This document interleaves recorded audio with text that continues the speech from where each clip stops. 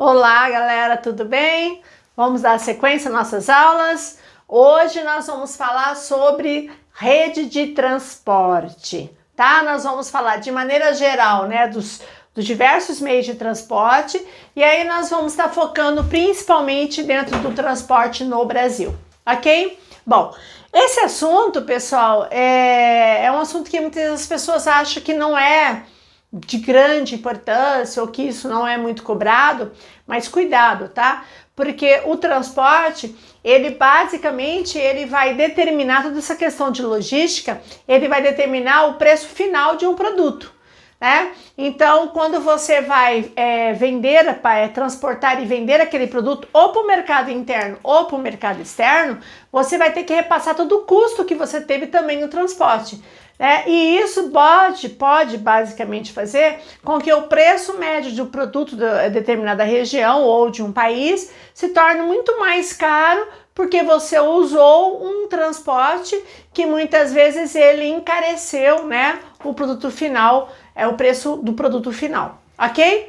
Bom, quando você fala no caso de sistema de transporte, nós temos diversos sistemas de transporte no mundo, né? Que seriam eles: o rodoviário, o ferroviário, que são os mais falados e cobrados, né? Que nós vamos estar falando aqui. O sistema dutoviário, pessoal, o dutoviário seria por sistema de tubulação. Então pode ser o gasoduto, o oleoduto, que hoje é bastante utilizado principalmente para o transporte de combustível, né? Ou transportando o gás, ou transportando muitas vezes algum tipo de óleo, diesel, gasolina, alguma coisa assim. Então é o que nós chamamos de dutoviário. Aí nós temos o hidroviário. Quando você fala em hidroviário, tá? Eu tô falando mais especificamente o transporte fluvial. Ou seja, eu estou utilizando os rios que seriam navegáveis, ok? E o marítimo, né, que diz aí, já o nome já diz, né, o transporte você usando o mar, você pode ter o transporte marítimo, no caso continental, onde você vai, né, ter esses grandes navios que vão cruzar os oceanos, ou aqui também no transporte marítimo, a gente poderia ter o sistema de cabotagem, né? Ora, o que é o sistema de cabotagem? Ele está dentro do transporte marítimo, mas é aquele transporte que você faz de costa a costa. Então, você transporta determinado produto, por exemplo, saindo lá de um porto, por exemplo, do sudeste brasileiro e navega ao longo da costa brasileira e vai em direção a um porto da costa do nordeste, exemplo. Tá? Então, o transporte de cabotagem é muito usado dentro do transporte marítimo, você transportando diversos produtos, né, ao longo da costa daquele país. Então, a gente chama de cabotagem, tá? E o aeroviário, né, o sistema aéreo, que também é visto como sistema de transporte, tá? Mas como nós vamos estar falando aqui, o transporte aéreo tem a questão de custo, ok? Bom, quando você fala em qualquer um dos sistemas, é lógico que a gente acaba batendo mais no rodoviário, ferroviário e o hidroviário, mas quando você fala em qualquer um desses sistemas, você sempre tem que pensar, todos eles, você tem que pensar qual é a variação que ele vai ter de um para o outro em relação que carga que eu posso transportar, em relação ao volume e peso da carga. Então, por exemplo, se eu vou falar assim, transporte de minérios, tá? Você não vai transportar minérios no aeroviário, lógico, e você também não vai transportar minérios, por exemplo, no rodoviário.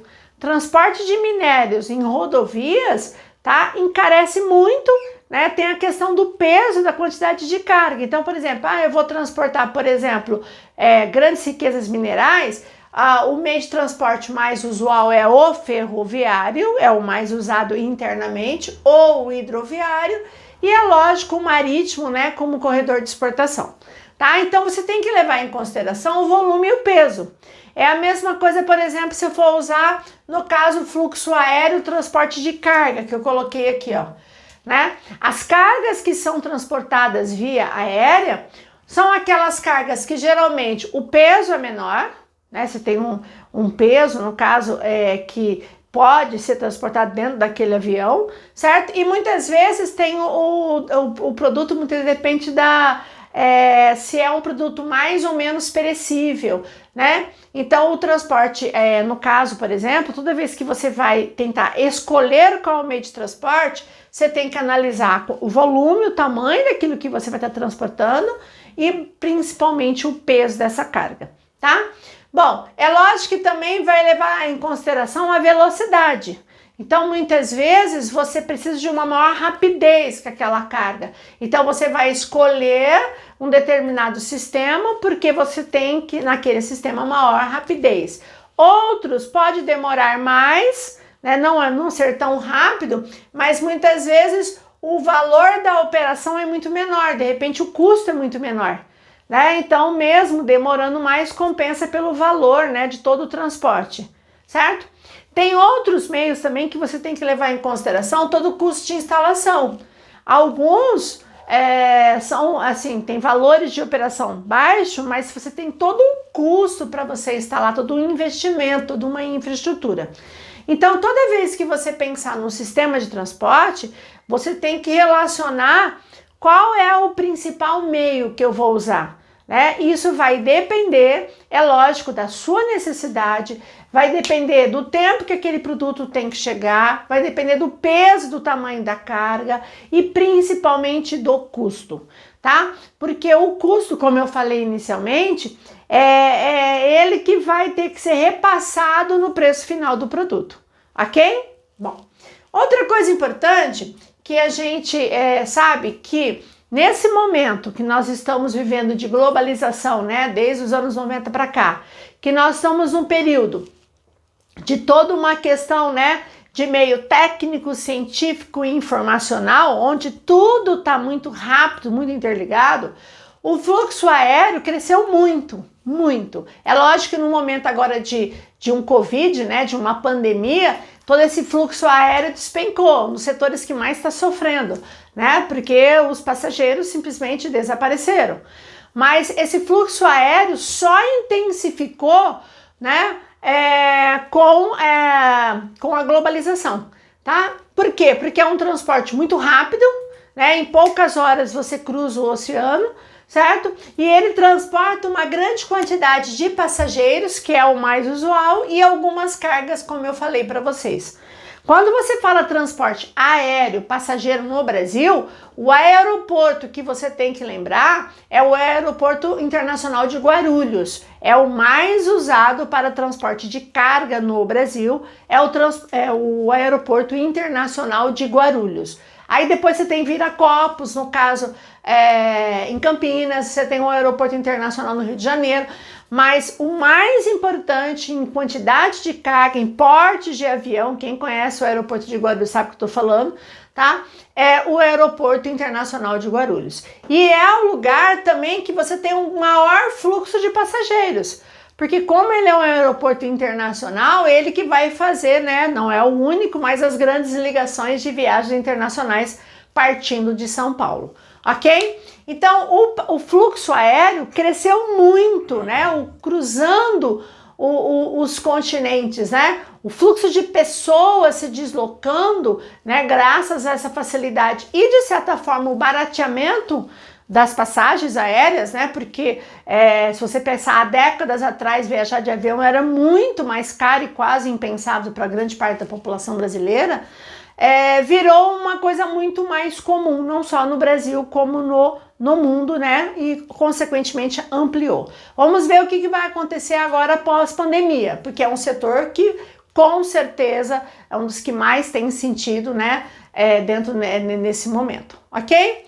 Bom, outra coisa que também nós temos que pensar é em relação às rotas marítimas, né? No caso, a navegação marítima. É lógico que se você pensar há décadas atrás, ora, qual era o principal oceano? Qual era o mais utilizado para navegação? É óbvio que era o Oceano Atlântico, que liga as Américas com a Europa. Então, durante muito tempo a gente falava assim, nossa, o mais importante oceano é o Oceano Atlântico, porque era o que tinha o maior transporte de cargas, ligando principalmente a América do Norte à Europa. É lógico que tem a África também, mas o comércio era ali, né? No chamado Atlântico Norte. Porém, o que a gente observou? que praticamente desde o finalzinho do século XX para o XXI ocorreu uma mudança. Não que o Atlântico Norte não seja um oceano muito navegado, pelo contrário, continua sendo. Mas hoje, pessoal, o Oceano Pacífico, ele passou a ser economicamente muito mais importante e é a parte do Oceano Pacífico Norte, onde eu vou ter quem aqui, ó? Eu vou ter o Japão e eu vou ter aqui, ó, principalmente a China. E aí, quando você fala de China, você lembra de Oceano Pacífico.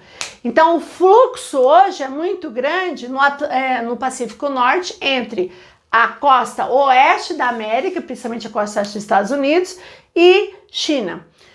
Se você pensar, por exemplo, até mesmo o Brasil, vocês sabem que o nosso grande parceiro comercial no momento é a China, certo? Então, tudo que antes saía via o Oceano Atlântico, cruzava o Oceano Atlântico, passava pela África em direção à Ásia, hoje sai Oceano Atlântico, certo?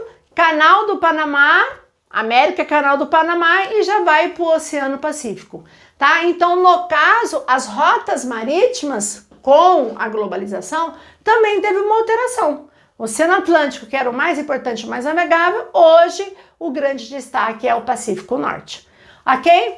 Também é lógico que como essas trocas comerciais aceleraram, né?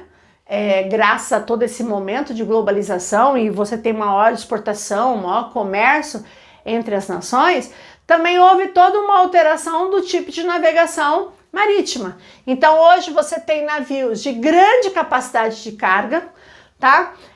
Uma rapidez muito maior, né? Lógico que não vai ser tão rápido como outros meios, mas a rapidez, se você pensar, né, de décadas atrás para os navios hoje é maior e principalmente o menor custo.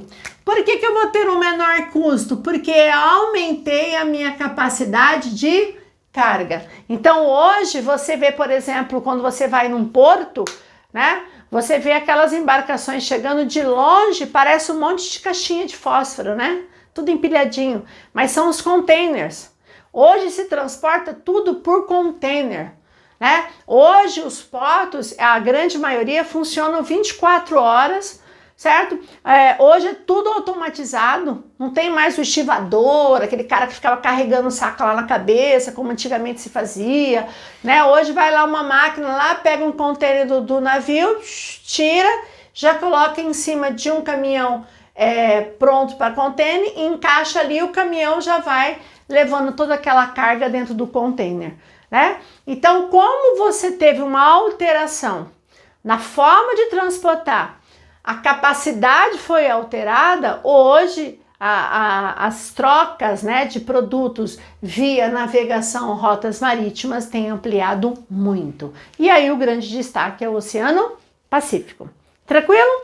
Bom, e é lógico, já que nós estamos falando, né, de todo o meio técnico, científico e informacional, nós sabemos que eu tenho um grande fluxo informacional, né, que vai ser tudo transmitido por meio de dados e informações.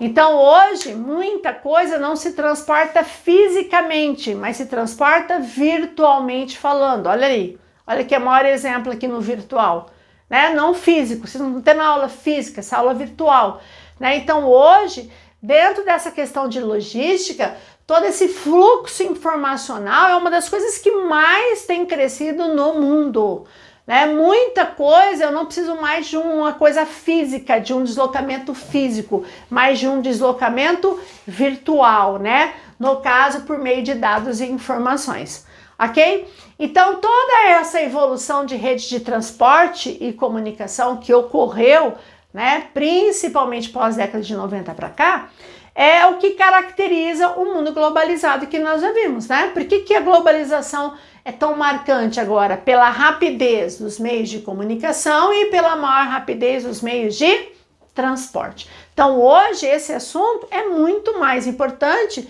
do que era cobrado há 20, 30 anos atrás. De boa? Bom, agora vamos falar basicamente no transporte no Brasil, né? Vamos destacar. Com certeza, se eu perguntasse para vocês, talvez vocês não lembrariam os percentuais, né? Você não precisa necessariamente decorar, mas você tem que ter uma ideia, tá? Do valor. Você saberia me responder qual é o principal meio de transporte usado no Brasil? Então, olha só, dos diversos meios, isso não quer dizer que não exista isso aqui, mas eu destaquei os 3 principais, e eu tô falando agora de transporte de carga. Eu não estou falando de transporte passageiro, estou falando de transporte de carga. Então, eu tenho o rodoviário, que representa, olha só, 58% de todo o transporte de carga do Brasil, seguido do ferroviário, 25%, e terceiro do aquaviário, que entraria o hidroviário e outros meios, tá, dutoviário e tal, que representaria 17%. Galera, perceba o seguinte, que o mais importante, mais de 50% de toda a carga do Brasil é transportado por via do transporte rodoviário. Rodoviário, certo? E isso, todos os meios têm suas vantagens e desvantagens, que eu vou estar falando rapidinho aqui, certo?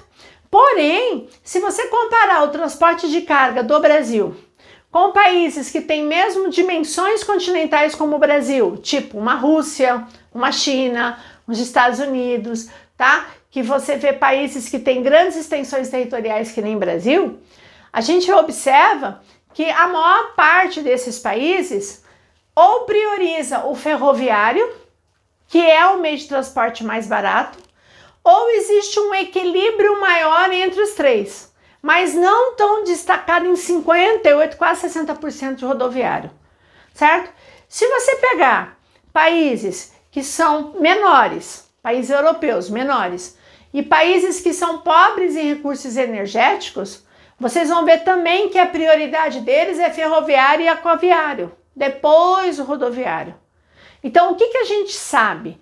Que o transporte rodoviário é predominante no Brasil por uma política governamental adotada no século passado que priorizou o transporte rodoviário em detrimento de outros meios, certo?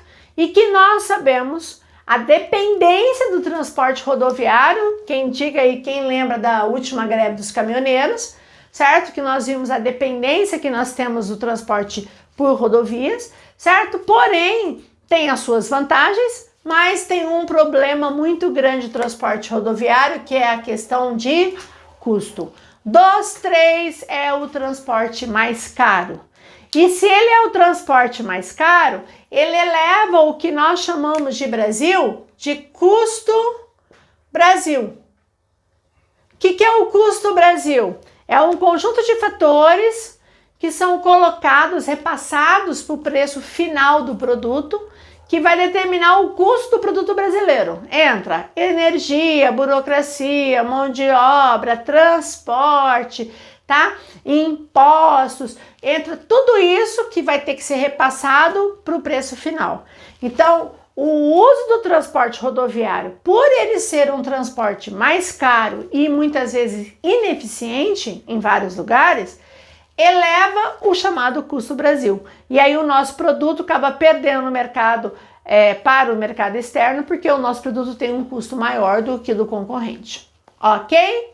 Bom, vamos lá. Como que começou os meios de transporte no Brasil? Vocês sabem que as ferrovias, o trem, tá? Foi o mais importante meio de transporte até o início do século passado. Na verdade, a ferrovia no Brasil, ela começa mais ou menos em 1850, mais ou menos, certo?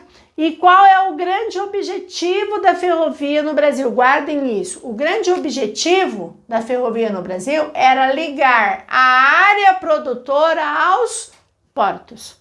Ora, nesta época, entre 1870 e 1930, qual era a principal atividade agrícola brasileira? Ou principal atividade econômica brasileira? Você sabe qual que era? Café. A cafeicultura. Certo? Então, quando, no caso, os trens foram instalados no Brasil, né, que começa com o Barão de Mauá, ele vai trazer o trem para transportar o café lá da área produtora até o porto. Então, se você pegar um mapa rodoviário no Brasil, vocês vão ver que não existe no Brasil nenhuma ferrovia que liga de norte a sul de leste a oeste, não existe. Elas estão todas concentradas na região litorânea. Se você pegar o mapa do Brasil, é como se fosse assim, ó. Brasil tá aqui, ó. Elas estão tudo interligadinhas assim, ó. Liga a área produtora, vai pro porto. Concentrada principalmente aqui na região sudeste. Você não tem nenhuma que sai lá do Rio Grande do Sul, vai lá para o Amapá, para o Pará. Não tem, certo? Por quê? Porque quando as ferrovias foram instaladas no Brasil, elas não surgiram com o objetivo de integrar as regiões brasileiras, tá? Elas surgiram com o objetivo de ligar a área produtora aos portos, ok? Muito bem. Que vantagem uma ferrovia tem? Cara, vários. Tem desvantagem também. Mas quais as vantagens de ferrovias no Brasil? Vamos pensar como ferrovia brasileira, tá? Então, primeiro, ela transporta uma grande quantidade de carga, tá? Porque você com uma máquina puxa vários vagões, puxa toneladas de carga de uma vez só. Então, ela transporta uma grande quantidade de cargas. Automaticamente, como ela transporta muita carga de uma vez só, ela vai ter um valor operacional menor, então a grande vantagem da ferrovia é que tem menor custo, é mais barata, tá? Ela é menos poluidora, porque ela usa menos combustível em relação à quantidade de carga que ela transporta, certo? Se você for ver, ela tem opções energéticas, ok? Mas aí no trem do Brasil tem uma grande desvantagem. Qual é a grande desvantagem? A velocidade. Os trens brasileiros são trens lentos. Tem trem que tem uma média de velocidade de 30 a 40 km por hora. Então são cargas, não pode ser perecível, porque só estraga tudo, certo? Demora muito tempo, mas por que demora tanto? De maneira geral, toda a falta de investimento que as ferrovias tiveram, certo? Então, praticamente, pessoal, o auge do trem, e era chiquérrimo viajar de trem, tá? Todo mundo era transporte de carga e passageiros. Até a década de 70, o trem era muito forte. Só você pensar em Campo Grande. Pense no Mato Grosso do Sul, a importância que a ferrovia tem, tá? Mato Grosso do Sul, se você pensar em Campo Grande, Campo Grande é cortado por uma ferrovia que é a ex-noroeste do Brasil, a chamada Novo Oeste, tá? Até então, quando ela foi inaugurada aqui no estado, em 1914, o lugar mais importante do sul do Mato Grosso era Corumbá. Você tinha Cuiabá, que era a capital do Mato Grosso, e a gente tinha Corumbá. E essa ferrovia, ela liga Bauru, interior de São Paulo, a Corumbá, fronteira com a Bolívia, e vai um pouquinho para dentro da Bolívia. E Campo Grande passou a ser ponto de parada para essa ferrovia. Gente, todo o centro econômico do sul do Mato Grosso sai de Corumbá e passa a ser Campo Grande. Então é só você ir na região da antiga estação ferroviária, como você vê que é a parte histórica de Campo Grande. A cidade cresceu ali em torno.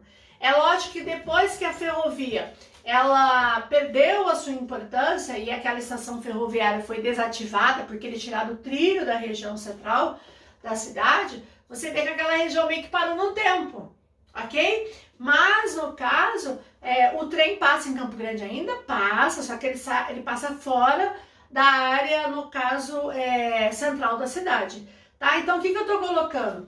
Que a ferrovia, até mesmo aqui, até os anos 70, tá? Era o principal meio de transporte para você vir para o sul do Mato Grosso, que ainda era para o sul do Mato Grosso, depois se torna Mato Grosso do Sul, era via trem. Eu cresci, geração trem, cansei de viajar para o interior de São Paulo pelo famoso trem.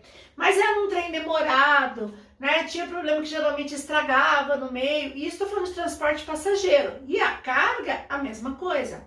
Então, o que vai acontecer? Toda essa falta de investimento no setor, porque o investimento foi focado para um outro meio, vai sucatear o sistema ferroviário. Hoje o Brasil tem tentado novamente investir em novas ferrovias, outras ferrovias surgiram, inclusive aqui no Mato Grosso do Sul.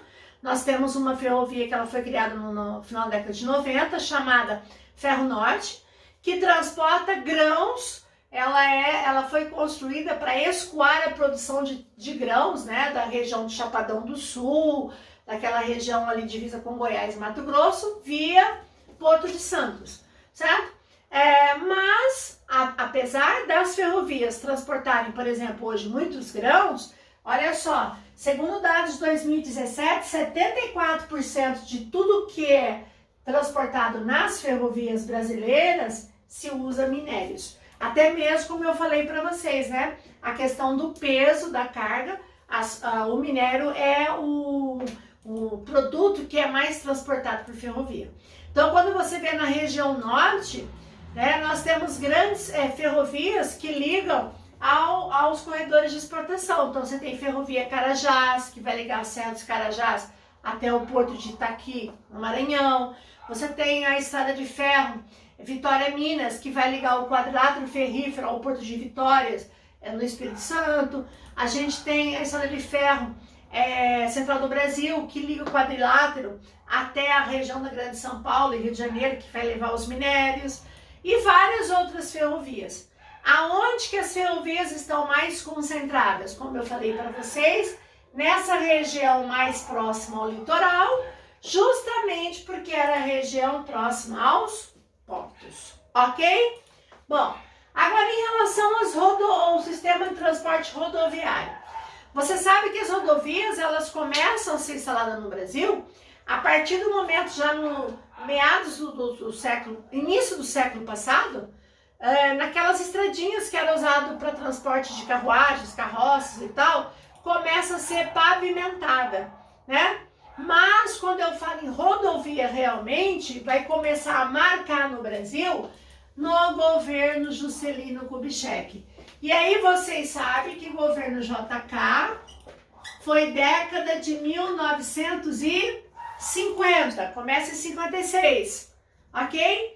E aí qual era o objetivo de JK? Nós já vimos industrialização, né? Mesmo que você não tenha visto, acho que você deve estar lembrado. O objetivo de JK, né, aqueles 50 anos em 5, era modernizar o Brasil e investir na industrialização e atrair indústrias mais modernas para o Brasil. Uma delas seria as montadoras de automóveis, né, onde a grande marcante no governo JK vai ser a Volkswagen, né? Só que pensem, imagine você na década de 50, você trazer uma montadora de automóveis para o Brasil, construir carro, fabricar carro, montar carro aqui, sendo que as pessoas usavam o transporte ferroviário, o povo viajava de trem. Então, o que o governo tinha que fazer? O governo tinha que estimular, né, a compra de automóveis para você estimular a produção industrial das montadoras que estavam chegando no Brasil. Para isso, o governo JK vai investir em criação de rodovias, ok? Tanto é que quando você fala em JK, a gente usa muito a expressão chamado rodoviarismo. Rodoviarismo. Ou seja, falou em JK, você tem que lembrar indústria automobilística e você tem que lembrar em investimento em rodovias, certo? Então, a gente fala que o investimento maior em rodovias começa no governo JK. E esse investimento vai ser focado lá e começa a reduzir aqui. Aí você vê que o rodoviário cresce e o ferroviário sucateia, tá? Aí depois nós vamos ter no período militar, que vai ser de 64 a 85, que vai ser um período, né, que o governo militar tinha um objetivo de quê? De interligar todo o Brasil. Tinha até uma frase que era muito falada, que falava assim, que para você não entregar o Brasil, era necessário eu integrar as regiões brasileiras. E qual é a maneira de eu integrar, de eu interligar as regiões? Por meio das rodovias. Aí vai ser no governo militar que vai ser criado as chamadas rodovias federais. As federais, que são as chamadas PRs. Não esqueça que a rodovia ela pode ser municipal, estadual ou federal. Toda rodovia é uma BR? Não. Por que toda rodovia não é uma BR? Porque ela pode ser uma MS. Se ela for MS, alguma coisa tem um número, ela é uma rodovia estadual. Agora, se você estiver viajando e você viu lá tô viajando lá, tá lá, ó, a BR, por exemplo, 163, que é uma das mais importantes do Brasil, certo? Você viu que BR é alguma coisa, tem um número, certo? Ela é uma rodovia federal, ok? Bom, é lógico que tem rodovias federais que elas foram privatizadas, não foram vendidas, foi dado a concessão de explorar comercialmente, dar manutenção dessas ferrovias num certo período, como por exemplo trechos da BR-163 aqui no Mato Grosso do Sul, né, que boa parte dela foi privatizada, né, ou toda ela, ok?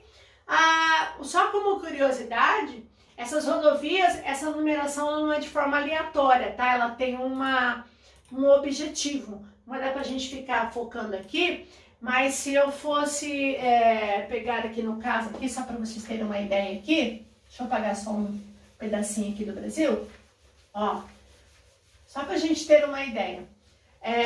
As rodovias, elas, conforme o número, elas indicam qual o sentido que está cortando o Brasil, ok? Porque como o objetivo, no caso das ferrovias, era interligar o Brasil, tá, as diversas regiões, eles construíram o quê? Então, por exemplo, se eu pegar assim, ó, uma BR que ela vai de 0 até 0,99, tudo que tiver BR 0 alguma coisa, 0,40, 0,10, 0,30, ela vai o quê? Ela vai interligar, faz de conta que é Brasil, tá? Brasília, a capital, a todos os cantos do Brasil. É a chamada rodovia radial. É chamada radial, tá? Lembra o raio de uma bicicleta. Então, por exemplo, quando você fala assim, BR-040, que passa aqui, ela liga Brasília a Bela Vista, certo? Ela vai ligar Brasília até a área de fronteira, certo? Por exemplo, a mais famosa é a BR-010, que eles chamam de Belém-Brasília, mas é errado, não é Belém-Brasília, é Brasília-Belém. Vai ligar Brasília até Belém. E aí a numeração vai aumentando assim, ó, no sentido horário, certo? Tem todas umas regrinhas, né? Só para vocês terem uma ideia. Então, BR-010 interliga, no caso, Brasília a todos os pontos do Brasil. Aí vem as BRs que ela vai de 100 a 199, certo? O que ela vai fazer? Ela vai interligar o Brasil de norte a sul. Então, ela começa aqui, vai fazendo assim, ó, ela vai interligar de norte a sul. A mais famosa no litoral, acho que talvez muita gente já conhece, já ouviu falar, é a BR-101. Ó, 101 é a primeira, aquela que começa lá em Osório, no Rio Grande do Sul, vai costeando o litoral e vai até Fortaleza, no Ceará. Aquela que vai margeando. Tá, então você está lá numa BR-100, você está lá viajando, nossa, BR-100 e alguma coisa. Significa que se você imaginar no mapa, ela está cortando de norte a sul o Brasil. Para nós, aqui Centro-Oeste e Mato Grosso do Sul, a mais importante é a BR-163, que vai cruzar Mato Grosso do Sul de norte a sul. É a que vai, por exemplo, para Cuiabá, é a que vai para o extremo sul do estado. E na verdade a BR-163 começa lá no Rio Grande do Sul e vai até o Pará, tá? Não é só aqui não, ela começa aqui, vai embora, vai até o Pará. Que recentemente terminou a pavimentação da BR-163 no estado do Pará. Porque desde que foi construído lá no período militar, tinham vários trechos ainda não pavimentados. Então quando chovia, todo mundo atolava, ficava aquela coisa horrorosa e recentemente foi pavimentado os trechos da BR-163 que ainda era de terra, tá? Aí você tem as outras BRs, pessoal, que é a BR de 200 a 299, certo? Que vai agora fazer o contrário. Você tem o Brasil aqui, ó, ela vai ligar o Brasil, cada hora meu Brasil tá pior, né, gente? Ó, ela vai ligar aqui o Brasil, ó, eu já liguei Brasília a todos os cantos. Liguei o Brasil de norte a sul. Agora eu vou ligar o Brasil de leste para oeste, de leste para oeste. Então ela sai do litoral, vai para o interior, sai do litoral, vai para o interior. A mais famosa de todas é a BR-230, que é a tão famosa Transamazônica, que é a maior rodovia brasileira, símbolo das rodovias no período militar, tá? Ela começa lá na Paraíba e vai lá na divisa do Acre com o Amazonas, lá no Peru. Ela tem mais de 5.000 quilômetros de extensão, a Transamazônica. Para nós, aqui, uma das mais conhecidas aqui é a BR-262. A 262 que liga Três Lagoas a Corumbá, né? Com certeza você já deve ter viajado. Mas na verdade ela não começa em Três Lagoas. Essa BR aqui 262, ela começa lá no Espírito Santo, certo? Lá no litoral do Espírito Santo, e na região de Vitória, e vai até a divisa, tá? Com a Bolívia na cidade de Corumbá. Para nós a BR-262 é mais importante, ok? Aí tem outras BRs, outro grupo, que é das BRs de 300 a 399, que são chamadas diagonais. O que elas vão fazer? Esse grupo aqui, ó, ela tem grande quantidade. Ó, olha só. Liguei Brasília a todos os cantos do Brasil. Liguei o Brasil de norte a sul. Liguei o Brasil de leste a oeste. Agora eu vou cruzar de forma diagonal. Então, ó, aqui é Nordeste, Sudeste, Sudoeste, Noroeste. Então, eu vou cruzar o Brasil ou de Nordeste para Sudeste, assim, ou eu cruzo de Noroeste para Sudeste, assim. Vou cruzar o Brasil de forma diagonal, certo? A mais famosa diagonal, aqui a gente não tem muito diagonal famosa, é a 364, que liga Cuiabá, tá? A região de Cuiabá vai para Rondônia, Cuiabá, Rondônia e vai até a região do Acre, é 364, tá? Essas são as diagonais. E aí as últimas, né, que tem que acabar, né? É da BR de 400 a 499. Essa daqui é a chamada BR de ligação. Ligação. O que ela vai fazer? Ela vai interligar todas as outras. Então, eu sempre esqueço do número dela, mas, por exemplo, quando você vai para Ponta Porã, a rodovia, você pega, por exemplo, Campo Grande por Dourados. Se você for por Maracaju, você vai pegar uma IMS, é uma estadual. Você vai para Ponta Porã via Dourados, então você vai pegar a BR-163, certo? Aí, quando você chega no trevo indo para Ponta Porã, né, você sai de Dourados, você vai para Ponta Porã, você vai pegar uma 400 e alguma coisa, não me lembro o número dela, tá? Que vai ligar Dourados a Ponta Porã. Na verdade, vai ligar essa rodovia aqui, certo? Ao ponto extremo do Brasil, na área de fronteira. Então, esse sistema de rodovia foi criado pelo período militar. Muita gente viaja, olha os números, nem pensa. Um caminhoneiro, com certeza, ele olha o número, ele tem uma noção. É lógico, você não vai ser especialista. Se a gente fosse ver aqui, tem mais dados, tá? Até mesmo o crescimento do número, para que lado que vai, tem toda uma regra. Começa do litoral para o interior, começa de norte para o sul, final par ou ímpar, tem toda uma regra que não importa aqui.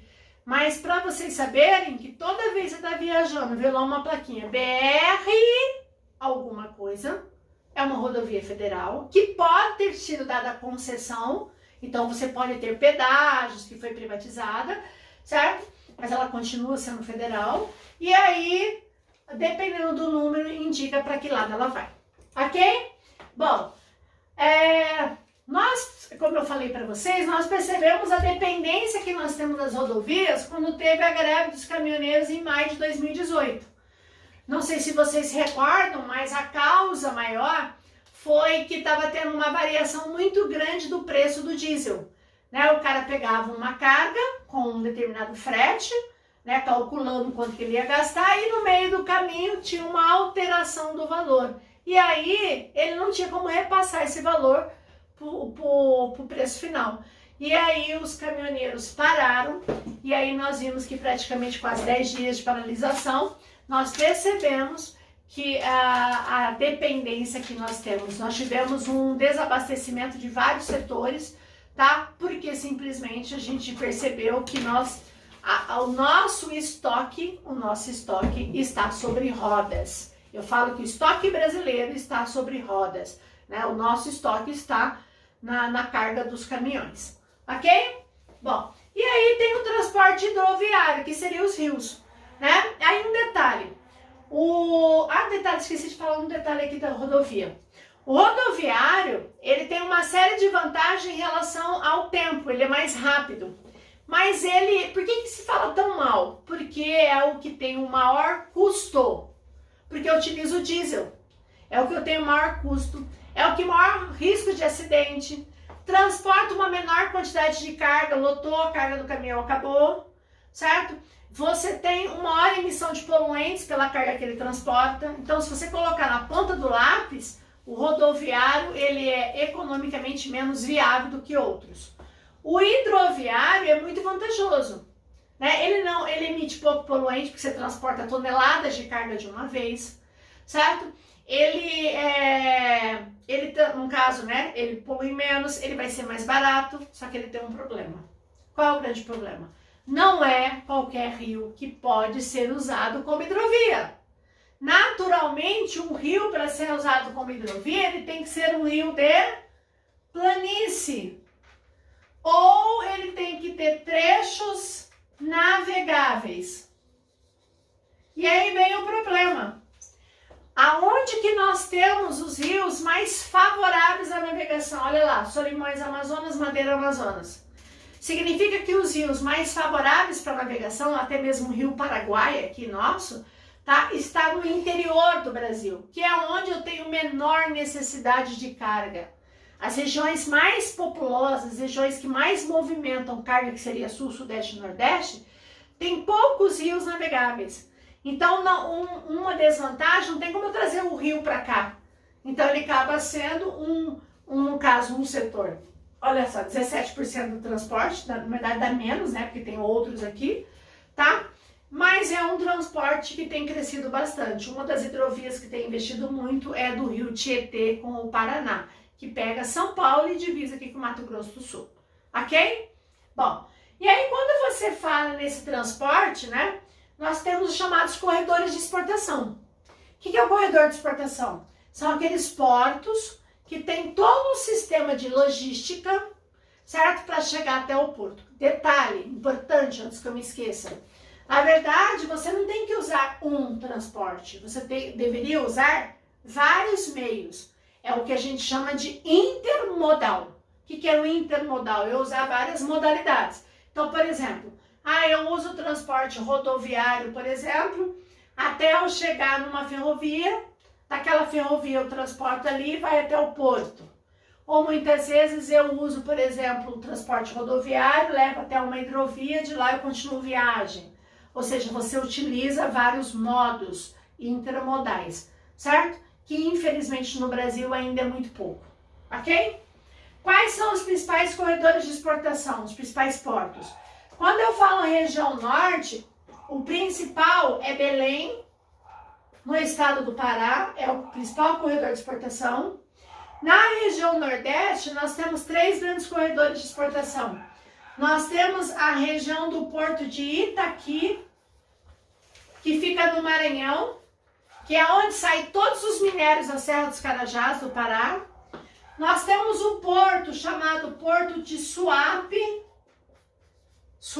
em Pernambuco, certo? Hoje o Porto de Suape é um porto novo, ele é um porto muito usado no escoamento da produção. E nós temos a região de Salvador, na Bahia. Então seriam os 3 grandes destaques da região Nordeste. Quando se fala em região Sudeste, nós temos 2 grandes corredores de exportação. O Porto de Vitória, no Espírito Santo, que passa a ser o grande corredor de exportação de minérios que sai do quadrilátero ferrífero, tá? E nós temos aqui o Porto de Santos.